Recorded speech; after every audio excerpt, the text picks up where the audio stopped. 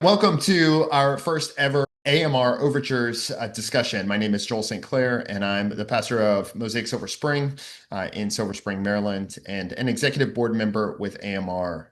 Our goal, as we talked about in that first discussion that's linked below, is to foster a unified and faithful PCA. And one of the ways that we hope to do that is talking through the work of the General Assembly, what's often called overtures. That is, requests for action or amendments that are sent up to the General Assembly, often or regularly by presbyteries.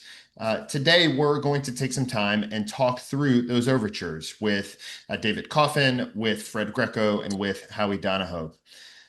If you are interested in what these overtures are, there are a number of them. I should give you a heads up, but we've linked below to where you can find those overtures, as well as where there is a detailed guide that each of these men have written, and where it gives their reflections on these overtures and some greater feedback on them. And so we would just, we're linking that below. We'd encourage you to take a look.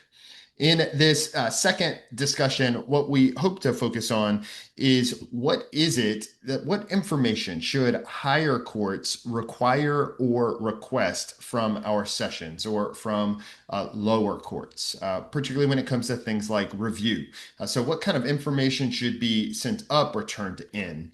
And we're going to begin with Overture 8, which came from Nashville, where it is an amendment to BCO 24 that would really direct sessions when they have candidates for the office of ruling elder or for deacon, that they would record their differences, their stated differences with the Westminster standards. And this is a practice that happens at the presbytery level for any teaching elder, but this would extend that to sessions when it comes to ruling elders and to deacons as well. Now, in their respective guides, Howie Donahoe and David Coffin both suggested that we should answer this in the negative. Fred Greco recommended that we should answer in the affirmative as amended. And so, Fred, I'm going to invite you. Why do you think this change would be a helpful one for what's required of sessions? I think, first of all, that this concept is already implicitly required in the book. But the reason that one of the reasons the BCO is in the Three Rings binder is me and Howie. I've authored 5 overtures this year. Howie, what do you have, 3 or 4? We see problems or we see clarifications, and we want to make it clear in the book. And so I think this will make clear that this is what sessions should do. Howie's guide makes clear that there's no mechanism for recording these differences. So that's what I think the amendment should be, to ask sessions to record it in their minutes. Now, why do I think this is the case? Well, there's 2 main arguments. The first is, according to our polity, ruling and teaching elders are of one office, 2 classes within one office. And so I think if teaching elders are going to state their differences to the standards, ruling elders should as well. I'm less enthusiastic or adamant about deacons, although I think in the examination of deacons in the average PCA church, those examinations themselves are less thorough and should be. They don't need the same level. Deacons aren't called to teach, so you don't need to have the same level of familiarity with all of the points of our standards. Secondly, I think this is already a part of our polity. There's actually the only case that I'm familiar with that specifically references a view that may not be held is Bowen versus Eastern Carolina, which was a ruling elder case in which a ruling elder took a stated difference to infant baptism and limited atonement. And the General Assembly, through the SJC, said, you can't do that. You can't be ordained. They strike as hostile to the system. Now, that's not the most important difference with the standards, right? That's the only ones that have been adjudicated.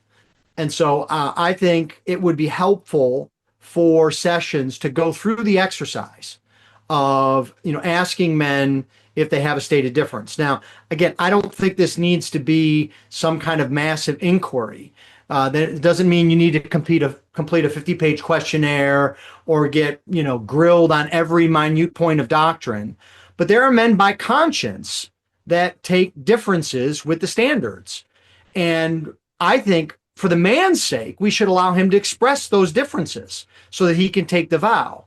I don't really see what the real problem is for this. I don't see this as being a significant issue. I think it's already a part of our polity. Yeah, thank you, Fred, for giving us your sense of maybe the slight change in terms of where to record, but why it's worthwhile to move forward. Um, Howie, David, would you like to respond with thoughts? Well, just with the story, I mean, I've done this every time I've gone to a church when I've been considered as an elder. I give them, I won't tell you how many pages there are, but I've given them my confessional differences. But I remember uh, in a large church in the southeast, I'll just say that I was being examined to be. I was already ordained an elder. I was being examined to go on the session. I had given that document to the three guys that were going to examine me. I walked in the room and they looked like they'd seen a ghost. And I said, "What's up?" And they said, "Well, what's this thing?" I said, "Those are my differences." "What do you mean those are your differences?" I said, "What do you mean? What do you mean? What are the?" Anyway, they said no one in 18 years had ever expressed any difference with anything in in the Westminster Standards. And I thought, okay, well, that seems weird, but the longer I've been in the PCA, the more often I see that in exams. It's like no differences, no difference. Okay, I mean, maybe I'm a weird dude, but um, so I mean, I have done this every time when we examine a guy to be an elder. We ask him, Have you read it? What do you think?" So, but something tells me I don't like it. I don't know. I'll be honest. I don't. I don't know.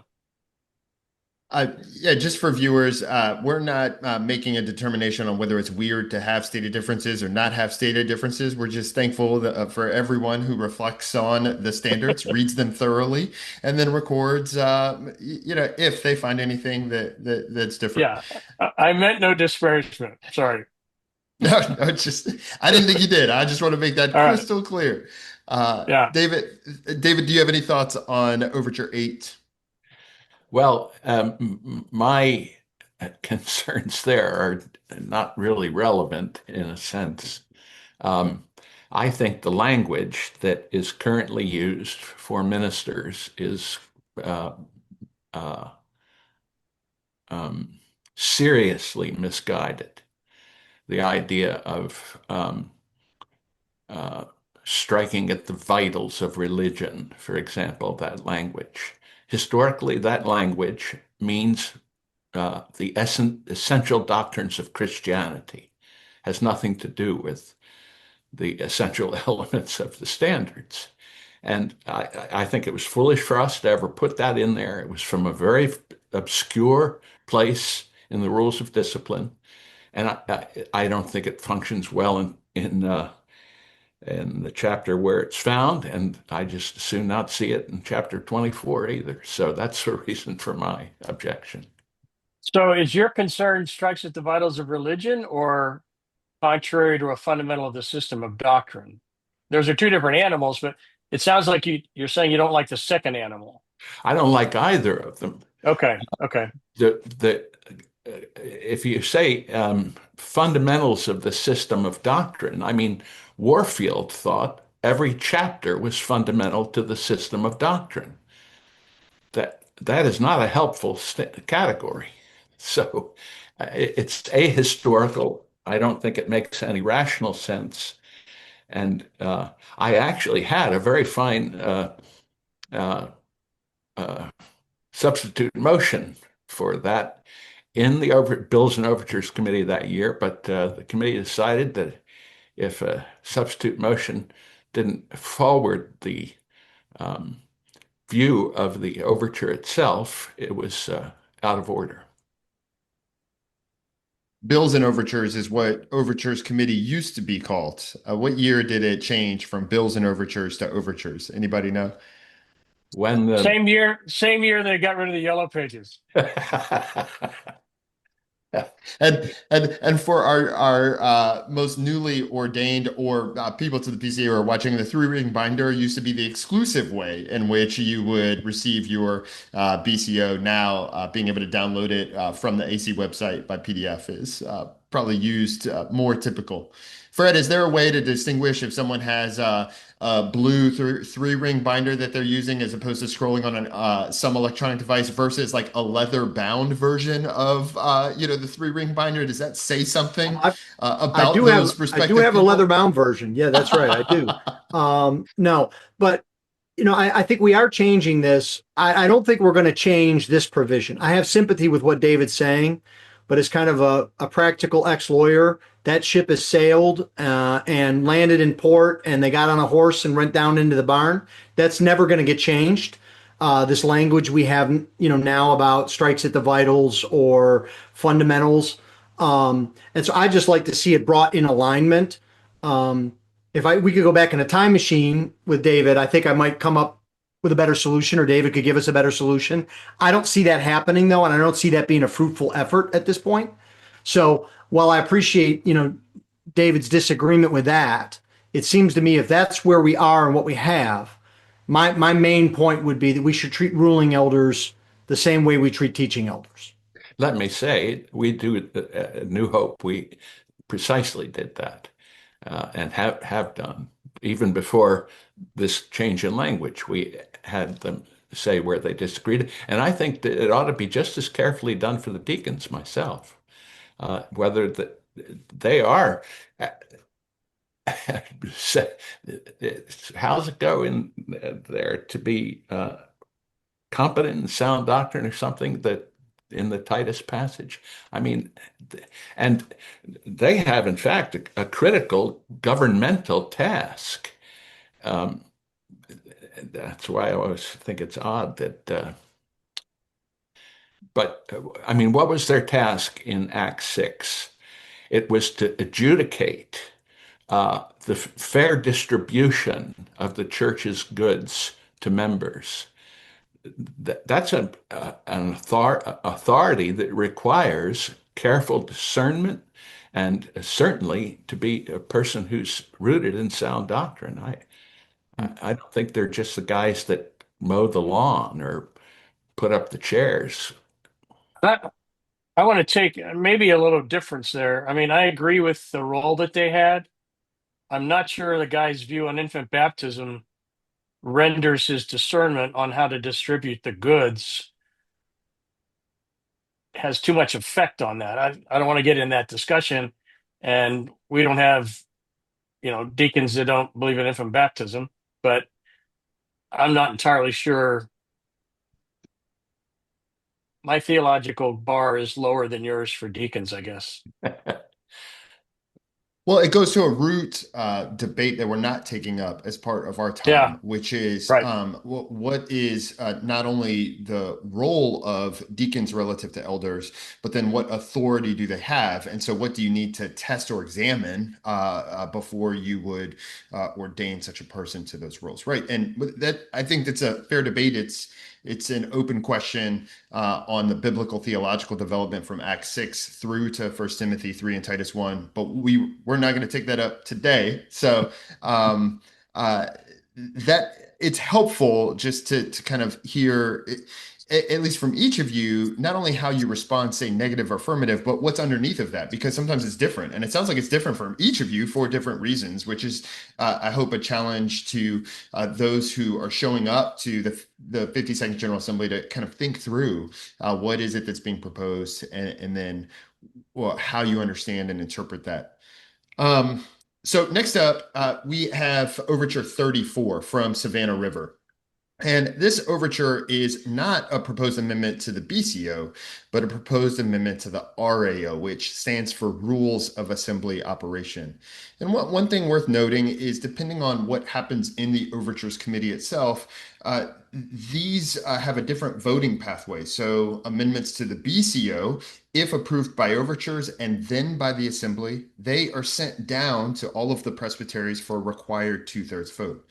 But if it's a proposed amendment to the RAO, the rules of assembly operation, then if it is taken up or approved by the Overtures Committee, then that's sent to the assembly itself for approval. So that particular assembly would take it up, and then it would require a two-thirds vote of that particular assembly.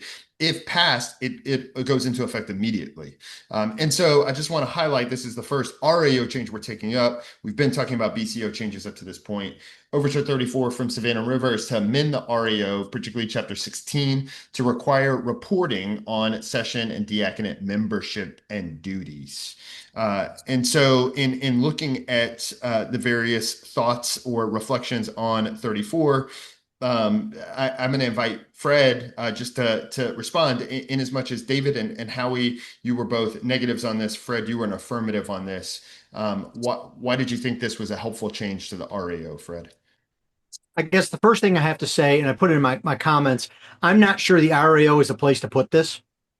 I realize that it's easier to amend the RAO, but it seems to me that this should probably be in the BCO, because I think what this is getting at is there is a movement or a tendency in our denomination for churches to not ordain men to the diaconate because they don't want to have a solely male diaconate.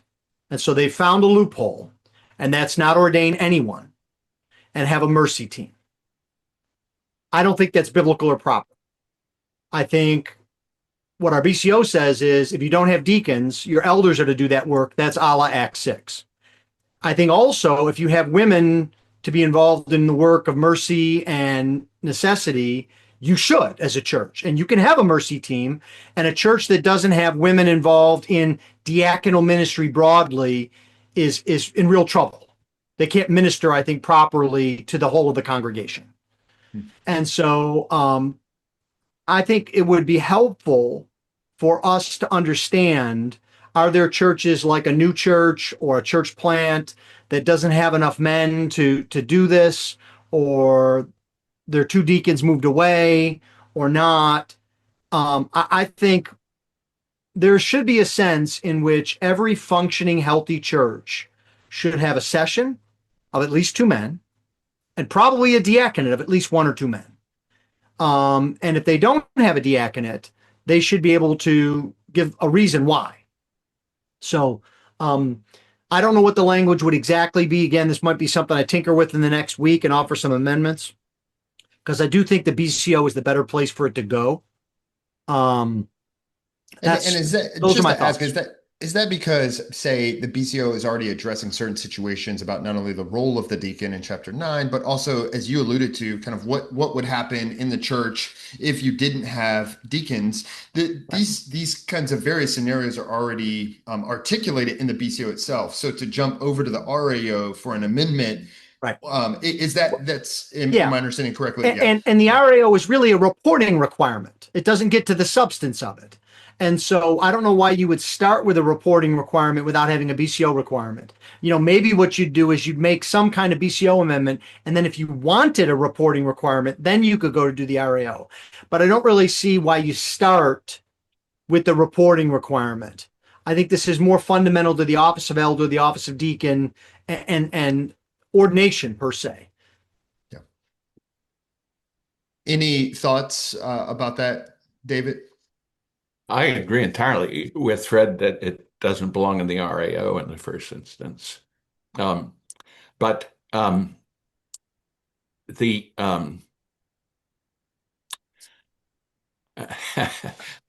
I'll say two things quickly. One, I have written a paper that I think demonstrably shows that right now the law of the church is that every congregation must have the opportunity for qualified men to become deacons. And if they're not doing so, they're violating the Constitution of the church.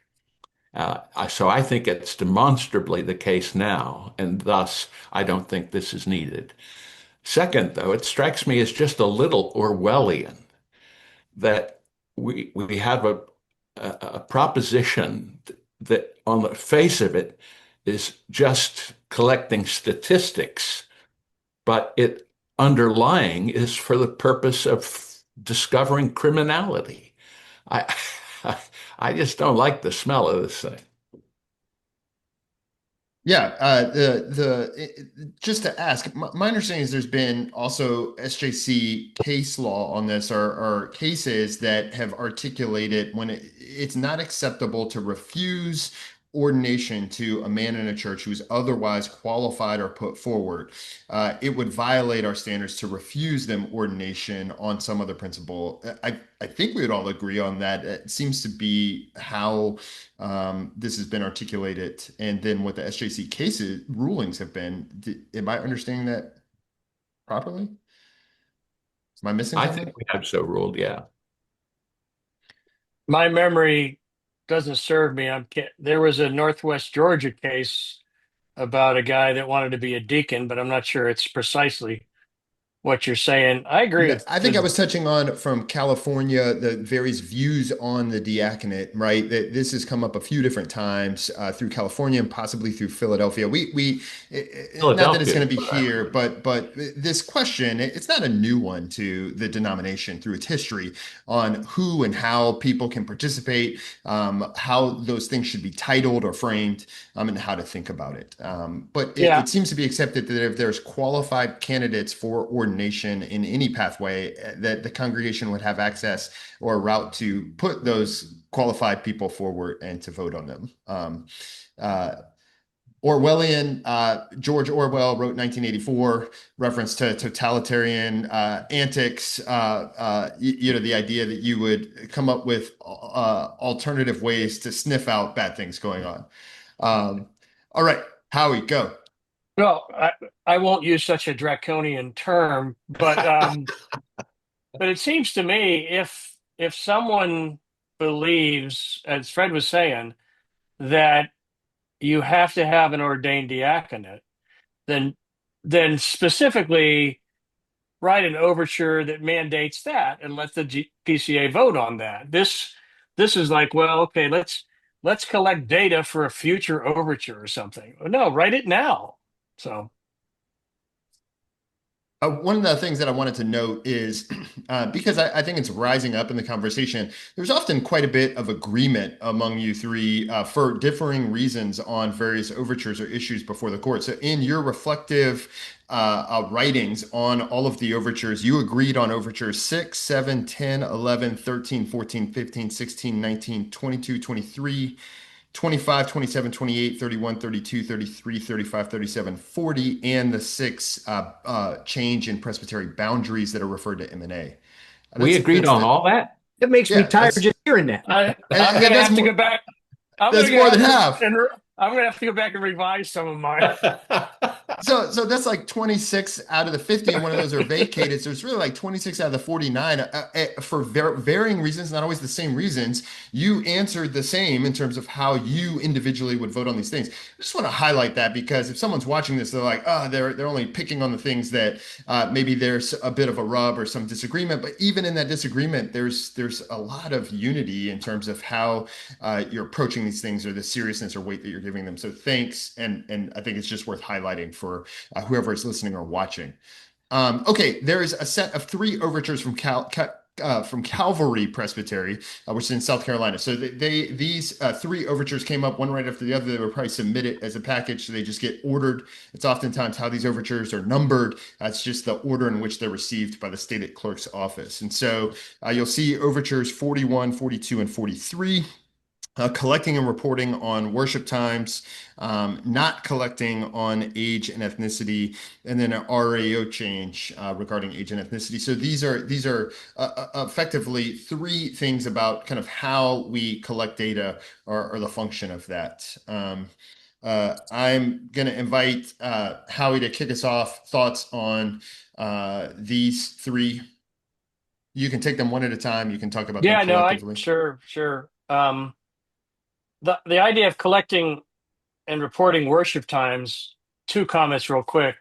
I think it's very inefficient because if the clerk's office collected that and put it on the website, 20% of them would be inaccurate because they're not updated. So if I'm in Milwaukee and I need to find a PCA church, it's pretty easy to find, and their times are updated. So, it, part of me wonders, well, is that a way to do research on who doesn't have evening service or something? I don't know.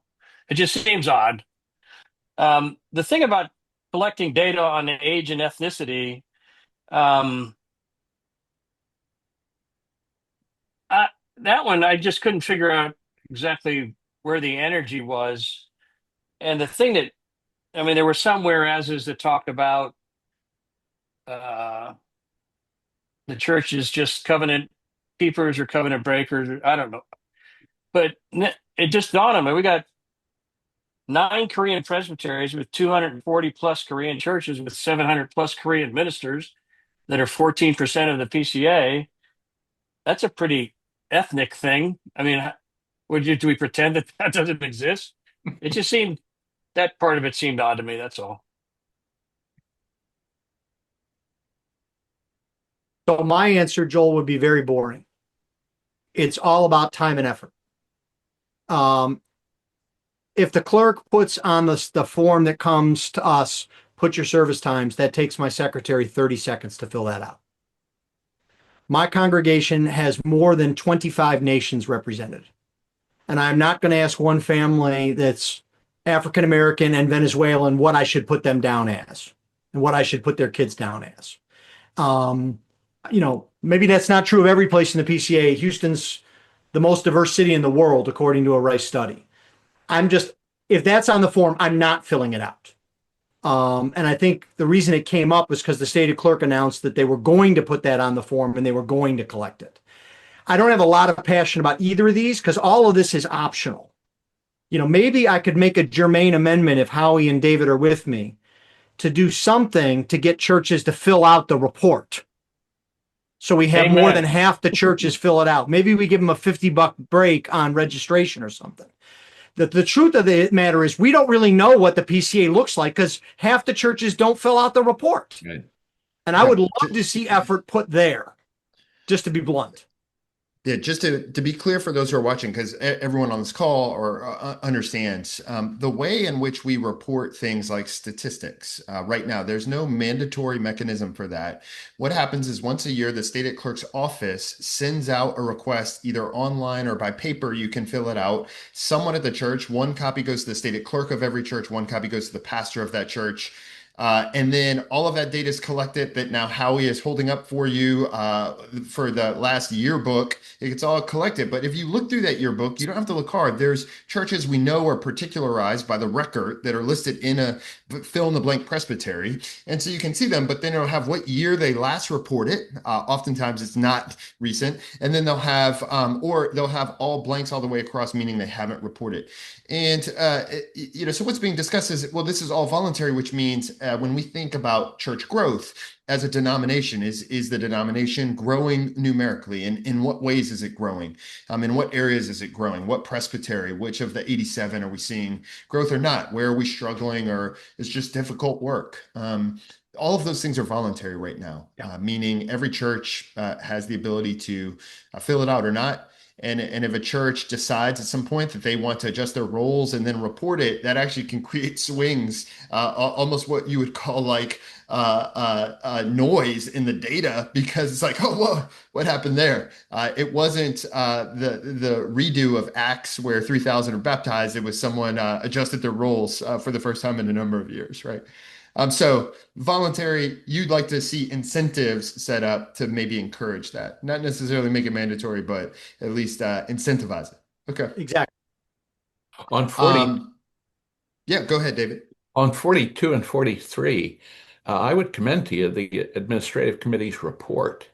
A lot of times folks don't bother to read those, but I think their answer as to the usefulness of the data and how they're doing it and why in the AC report was very, very helpful. Thanks so much.